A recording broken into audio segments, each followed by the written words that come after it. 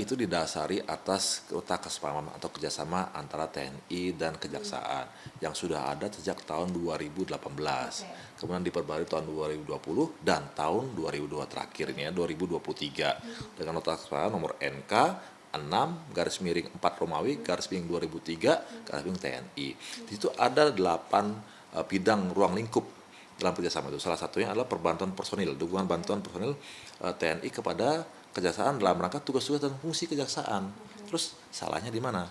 Toh ini kan dalam rangka sinergitas antar kementerian dan lembaga dalam rangka melaksanakan tugas-tugasnya untuk melaksanakan program yang memang dicanangkan oleh pemerintah, gitu ya, Mbak ya. Jadi kan perlu adanya sinergitas, simbiosis, mutualisme di antara kementerian dan lembaga ini tadi dalam pelaksanaan tugas-tugasnya. Nah, kenapa dipilih TNI? Tanyakan Kejaksaan. Nah, mungkin karena saat ini Kejaksaan butuh bantuan kemampuan yang dimiliki TNI untuk mengamankan pelaksanaan tugas-tugasnya. Karena mungkin saat ini misalnya Kejaksaan sedang melaksanakan tugas-tugas yang spesifik misalnya dalam rangka mengurusi kemarin korupsi yang besar sekali gitu kan.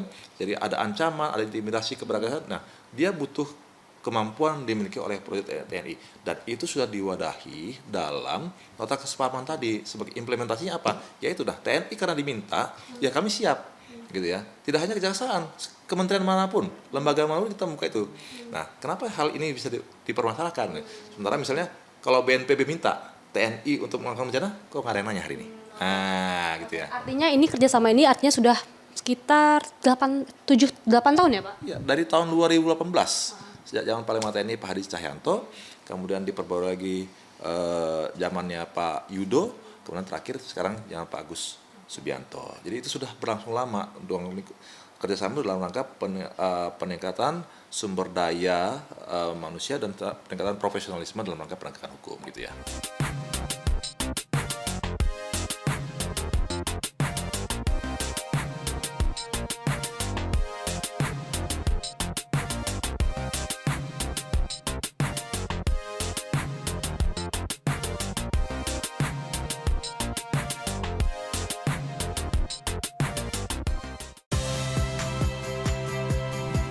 Saya Audrey Chandra, saksikan program-program Kompas TV melalui siaran digital, pay TV, dan media streaming lainnya. Kompas TV, independen, terpercaya.